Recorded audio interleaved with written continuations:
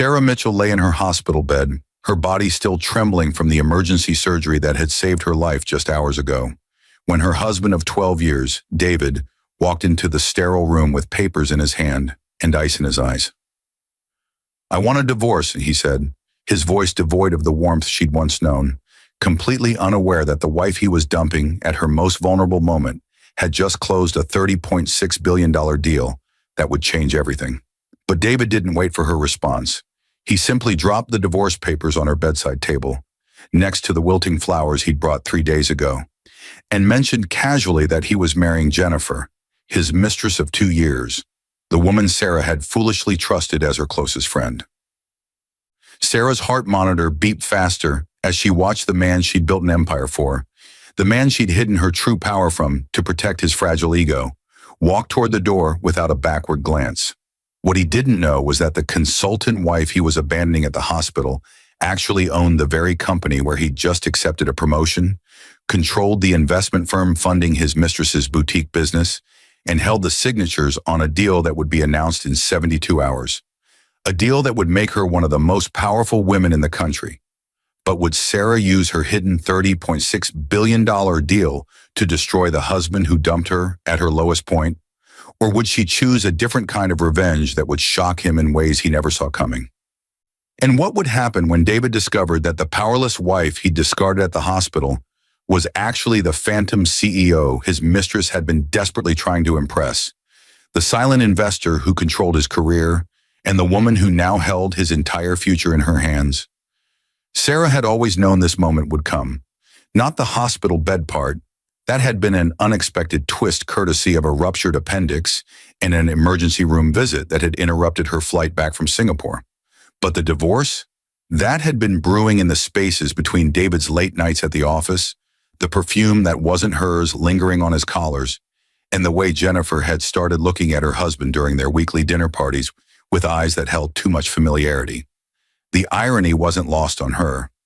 12 years ago, when she'd met David Mitchell at a charity gala, she'd been building Mitchell Global Investments from the ground up, using her maiden name and operating through a complex web of holding companies and proxies. Her father, before his death, had taught her a crucial lesson about wealth and power.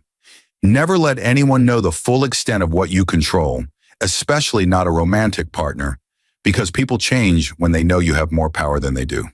She'd watched her father's 3 marriages crumble under the weight of fortune hunters and ego-bruised men who couldn't handle being with a woman who earned more, controlled more, knew more. So when David, a charming mid-level marketing manager with aspirations bigger than his bank account, had swept her off her feet with his genuine smile and his dreams of making it big, she'd made a choice. She'd presented herself as Sarah Chen, a freelance business consultant with a comfortable but modest income. She'd moved into his apartment, contributed equally to their expenses, and played the role of supportive wife while secretly running a multi-billion-dollar investment empire from her laptop during the hours he thought she was doing contract work for small businesses. The hospital walls seemed to close in as Sarah remembered their wedding day. David had been so proud to provide for her, to be the breadwinner. She'd let him have that pride, even as she'd anonymously funded the startup that had hired him, orchestrated the promotions that fed his ego, and carefully managed their lifestyle to match his salary. She told herself it was love, that she was protecting their relationship, that her father's cynicism didn't have to be her reality. She'd been wrong.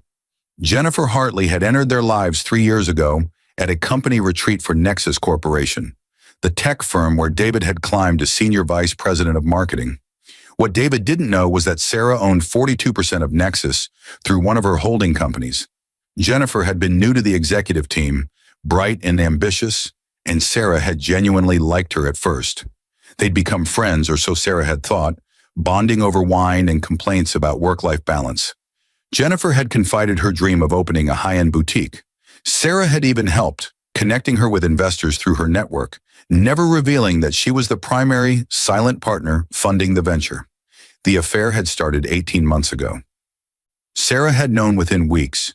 When you control the financial infrastructure of someone's life, their spending habits tell stories they think are secret. The hotel charges David thought he'd hidden on a separate credit card? That card was issued by a bank Sarah's firm had acquired 2 years prior. The jewelry he'd bought Jennifer, purchased at a store where Sarah sat on the board of directors.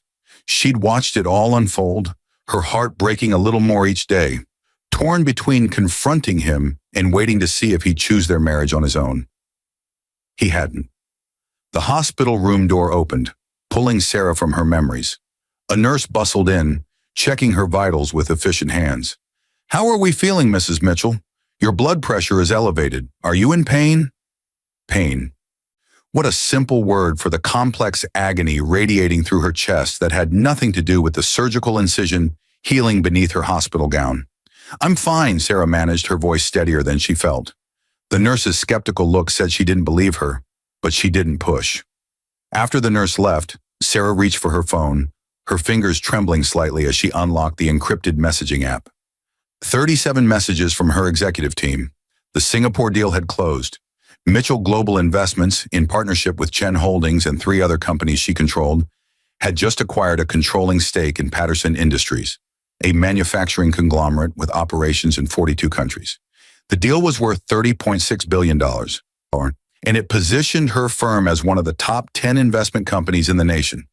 The announcement was scheduled for Friday, 3 days from now. There would be press conferences, interviews, profiles in the Wall Street Journal and Forbes. Her face would be everywhere. The carefully constructed wall between Sarah Chen, the consultant, and SM Chen, the billionaire CEO, would crumble. David would know everything, but he'd served her divorce papers first.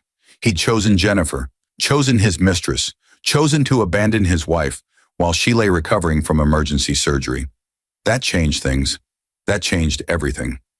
Sarah's phone buzzed again. Marcus Webb, her CFO and one of the few people who knew her dual identity, had sent a message. "Congratulations on the Patterson deal. Are we still proceeding with Friday's announcement? Given your medical situation, we can postpone." There was a pause, then another message. "Also, I saw David in the parking garage earlier. He didn't look like a man whose wife just had surgery. Is everything okay?" She typed back quickly. "Friday announcement proceeds as planned. Everything is fine. Everything is about to be very fine." Then she added, "Send me the employment files for David Mitchell at Nexus Corporation and the investment portfolio for Hartley Boutique Holdings. If David wanted a divorce, he'd get one, but he'd get it on her terms, in her timing, with her truth. And when the man who dumped her at the hospital discovered exactly who she was and what she controlled, the shock would be just the beginning." David Mitchell had never felt more alive than he did driving away from Memorial Hospital that Tuesday afternoon. The divorce papers were filed. The burden of his stale marriage was lifted. Jennifer was waiting for him at their new apartment, their real apartment, not the secret one they'd been using for stolen hours, with champagne and that smile that made him feel like he could conquer the world. He'd married Sarah 12 years ago, when he was nobody, when his dreams were bigger than his reality. She'd been sweet and supportive, sure, but she'd also been so ordinary. A consultant who worked from home, making decent money, but never quite understanding his ambitions, his drive to be someone important. She'd been content with their modest lifestyle, their predictable routines, their quiet little life. But David had wanted more. He deserved more. Jennifer understood that. Jennifer, with her sophisticated tastes and her boutique that catered to the city's elite, saw his potential. She pushed him, challenged him, made him want to be better. And God, she was exciting in ways Sarah had never been. The affair had started innocently enough. Late nights working on a marketing campaign, drinks that led to dinner, dinners that led to conversations where he felt truly seen for the first time in years.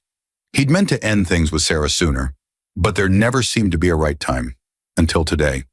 When her appendix ruptured and she'd called him from the emergency room, scared and in pain, he'd gone to the hospital, sat with her through the surgery, made sure she was stable. He'd done his duty as a husband, but watching her lie there, vulnerable and needy, he'd realized he couldn't do it anymore. He couldn't pretend. Life was too short to spend it with the wrong person. So he'd told her, clean, quick, like ripping off a bandage. She'd barely reacted, which had surprised him. He'd expected tears, arguments, pleas. Instead, she just looked at him with those dark eyes that suddenly seemed to see right through him, and nodded. It had been almost unsettling how calm she'd been. But that was Sarah, always so controlled, so measured, so boring. Jennifer was waiting at the door when he arrived, wearing the red dress he loved, her blonde hair perfect, even though it was 3 in the afternoon on a Tuesday. "Did you do it?" she asked, her voice breathless with excitement and something that might have been nervousness. "I did it," David confirmed, pulling her into his arms. "I'm free. We're free." She kissed him deeply, then pulled back with a squeal of delight. "I have news too. You know that investor I've been trying to land for the boutique expansion? SM Chen from Mitchell Global Investments? Their office finally called me back. I have a meeting on Friday. David, if I can get them on board, I can open 3 more locations. This could be everything I've dreamed of." David frowned slightly. "Mitchell Global Investments? Why does that name sound familiar?" "They're huge, babe. One of the top investment firms in the country. Very selective, very exclusive. I've been trying to get a meeting with them for months." Jennifer poured champagne into crystal flutes, her movements giddy with excitement. "And there's something else. Nexus Corporation just sent out an email. There's a major announcement coming Friday. Something about new investors and restructuring. Robert from finance thinks it might mean bigger bonuses, maybe even more promotions." "Really?" David's mind raced with possibilities. He'd been angling for the VP of Global Marketing position, the one that came with the corner office and the executive parking spot. Maybe this was his moment. Maybe everything was finally falling into place. They spent the afternoon celebrating, planning their future. Jennifer wanted a summer wedding, something elegant at the Botanical Gardens. David wanted to wait until his promotion came through, until he could afford the kind of ring she deserved. They compromised on fall, October maybe, when the leaves were changing and the weather was perfect. It wasn't until later that evening, after Jennifer had fallen asleep beside him in their new bed, that David let himself think about Sarah. Not with guilt exactly, but with a strange sense of disconnection, like he was looking at his old life through foggy glass. She'd been a good wife in her way, supportive, stable, predictable. But predictable wasn't enough. Stable wasn't enough.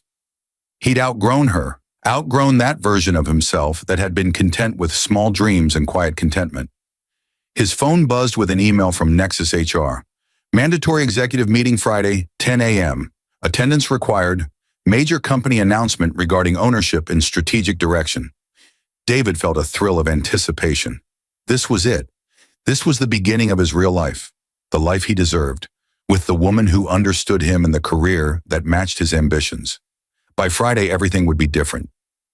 He had no idea how right he was. Friday morning arrived with the kind of crisp autumn air that promised change. Sarah stood in front of her bathroom mirror, barely recognizing the woman staring back at her. Gone was the casual consultant in jeans and comfortable sweaters. In her place stood SM Chen, CEO of Mitchell Global Investments, wearing a tailored charcoal suit that cost more than the monthly rent on the modest apartment she'd shared with David. Her hair, usually pulled back in a simple ponytail, had been styled by her personal hairdresser into an elegant updo. Diamond studs, a gift from her father, glinted at her ears. The hospital had released her yesterday with strict orders to rest, but rest would have to wait.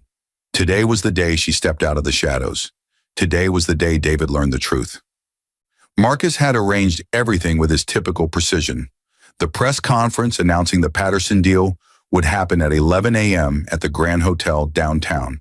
But first at 10 a.m., there would be 2 smaller, more personal revelations.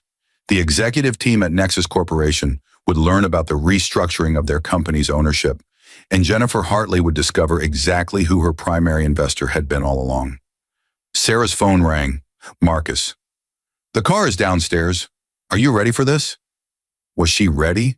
She'd been preparing for this moment for 12 years, even if she hadn't known it would come in quite this way. "I'm ready. Let's start with Nexus."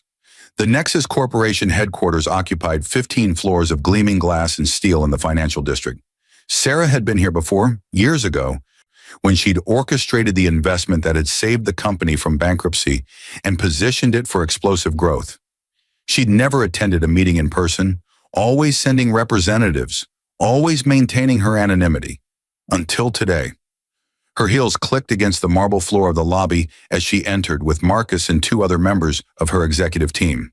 The receptionist's eyes widened slightly. She'd been told to expect VIP guests and immediately directed them to the executive conference room on the 14th floor.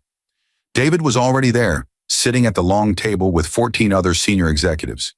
He was laughing at something Jennifer had said. Jennifer, who was also in attendance, her boutique's success having earned her a seat at these meetings as a key vendor partner. They sat close together, their body language screaming intimacy, completely comfortable displaying their relationship now that David's divorce papers had been filed.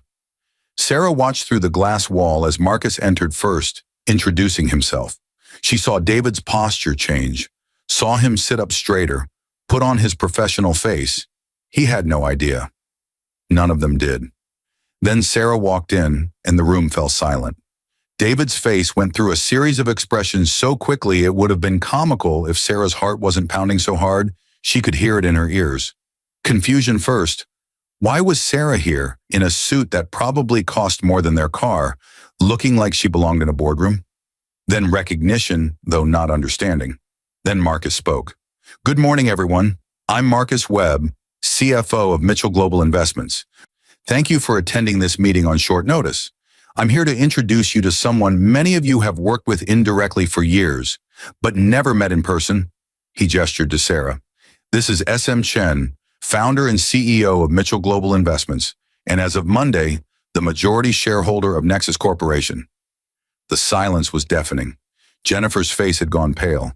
David looked like he might be sick. Sarah stepped forward, her voice steady and clear.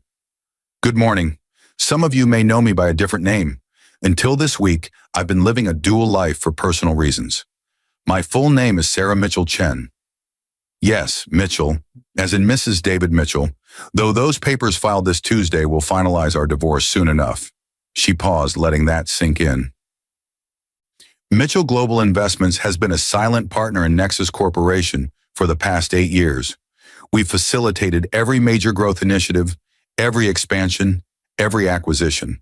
As of Monday, following the closure of our Patterson Industries deal, we've exercised our option to increase our stake to 51%. Effectively, I now control this company. David's mouth opened and closed like a fish. Sarah continued, her eyes moving around the room, landing on everyone except her soon-to-be ex-husband. "There will be restructuring, of course. Nothing dramatic. Nexus is performing well, which is why we invested. But there will be changes to the executive team to better align with our strategic vision." She finally looked at David. "Mr. Mitchell, I'm afraid your position as Senior Vice President of Marketing will be affected by this restructuring. We'll be consolidating that role with our global operations team. You'll receive a generous severance package, naturally. 6 months salary, full benefits through the end of the year." David found his voice. You're firing me? You're SM Chen? That's impossible. You're a consultant. You work from home. I built a multi-billion-dollar investment firm while you thought I was sending emails to small business clients," Sarah said quietly. "I orchestrated every promotion you've received for the past 8 years. I funded the startup that hired you fresh out of business school. I've been managing your career trajectory while you were busy with other things." Jennifer stood up suddenly, her chair scraping loudly. "The meeting. Oh God, the meeting I have with your firm today. You're the SM Chen I've been trying to meet?" Sarah turned to her, and something cold flickered in her eyes. "Yes, Jennifer. I'm also the primary investor in Hartley Boutique Holdings. I've been funding your expansion for the past 2 years, and I'm afraid I'll be withdrawing that investment, effective immediately. It's nothing personal. Well, actually, it's completely personal. But business is business." "You can't do this!" Jennifer's voice rose, panicked. "You'll destroy everything I've built." "No," Sarah corrected gently. "I built it, I funded it, and now I'm taking my money elsewhere. You're welcome to find other investors, of course. I hear it's quite difficult without a proven track record of profitability, and your financials, once my investment is removed, won't look very attractive to new partners." The room had erupted into whispers, executives exchanging shocked glances. David stood now too, his face red. This is insane. You've been lying to me for 12 years? You've been playing some kind of sick game, controlling my life, manipulating. I've been protecting you, Sarah interrupted, her voice sharp for the first time. Protecting your ego, protecting our marriage, protecting you from the knowledge that you married someone more successful than you could handle. My father warned me this would happen. He said men can't handle being with powerful women, that they either want to control you or resent you for what you have. I thought you were different. I thought if I just kept that part of my life separate, if I just let you be the provider, the successful one, we could be happy. But you threw that away.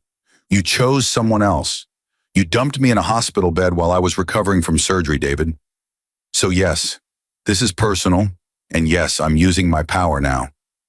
The power I've always had, that you were too self-absorbed to ever notice. Marcus stepped forward. We have individual meetings scheduled with each executive to discuss the transition. Mr. Mitchell, Ms. Hartley, we'll need you to clear your personal effects by end of business today. Security will assist you. Sarah turned to leave, her part in this meeting finished. But David's voice stopped her at the door. Wait, Sarah, please. Can we talk? Privately? She looked back at him, this man she'd loved for 12 years, this man who'd broken her heart and felt nothing but exhaustion. I have a press conference in an hour to announce the Patterson deal. The media will be asking about my personal life, about why I've been hiding my success. I'll be telling them about a woman who loved her husband enough to hide her power, and a husband who loved his mistress enough to betray her anyway. I think that will be all the conversation we need. Sarah, goodbye, David.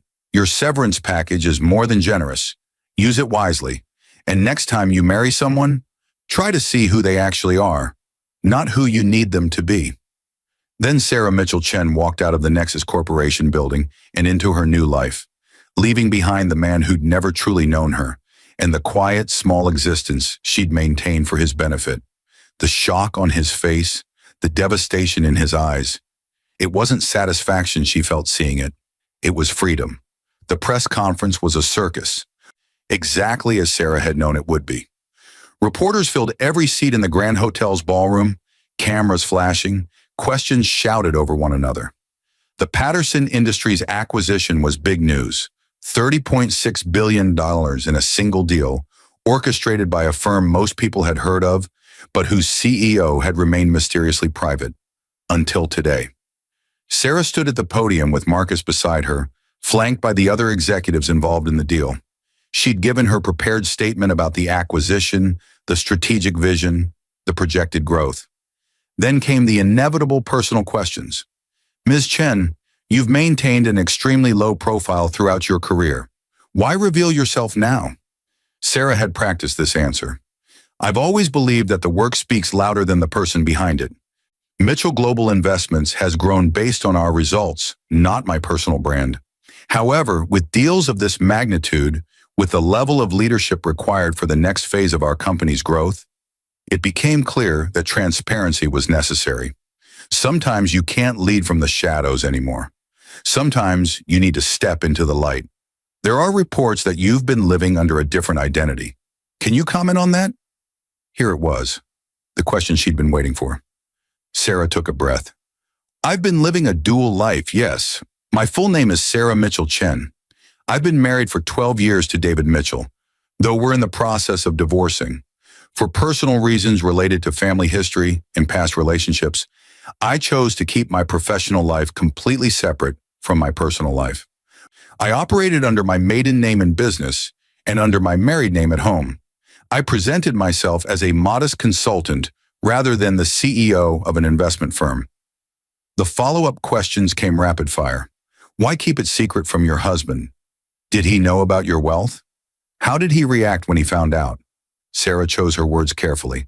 My father was a successful businessman who experienced 3 failed marriages, each to women who were attracted to his money rather than him. He taught me to be cautious, to protect myself. When I met my husband, I was young and perhaps naive. I thought if I kept that part of my life separate, if I let him be the primary earner, we could build something real based on who we were as people. not what we had. I was wrong. Hiding your true self, even with good intentions, isn't a foundation for an honest relationship. And sometimes people show you who they really are in unexpected ways. What happened? A reporter from the Wall Street Journal asked. What changed this week? Sarah's smile was sad. I had emergency surgery for a ruptured appendix. While I was recovering in the hospital, my husband served me with divorce papers so he could marry someone else. It was a clarifying moment. When someone is willing to end your marriage at your most vulnerable, when they choose to walk away without knowing or caring about who you really are, you realize that hiding your power to protect someone's ego isn't love. It's just another form of making yourself small. I'm done being small. The room erupted with more questions, but Marcus stepped in, ending the press conference. As Sarah walked off the stage, her phone was already buzzing with messages. Her PR team reporting that the story was everywhere. Social media was exploding with reactions. News outlets were running with headlines like, "Billionaire CEO lives secret double life," and "Husband divorces wife at hospital, doesn't know she's worth billions." But there was one message that made Sarah pause. It was from an unknown number. "Sarah, it's David. Please, we need to talk." I didn't know. I never knew. Jennifer broke up with me when she found out who you are. She said I was an idiot. She's right. I've made a terrible mistake. Can we talk? Please. Sarah stared at the message for a long moment. Then she deleted it without responding. Marcus looked at her questioningly. "David," he guessed. "David," she confirmed. "What are you going to do?" Sarah thought about the question. What was she going to do? She could undo everything. She could take David back, forgive him, let him be part of this new public life. He was probably terrified now, realizing what he'd given up, realizing that the woman he'd considered boring and ordinary was actually extraordinary. She could use her power to get him his job back, to restore Jennifer's funding, to pretend none of this had happened, or she could move forward. She could embrace this new chapter where she didn't hide, didn't diminish herself, didn't play small. She could find someone who loved all of her, not just the carefully curated version she'd presented. She could build relationships based on honesty rather than protection.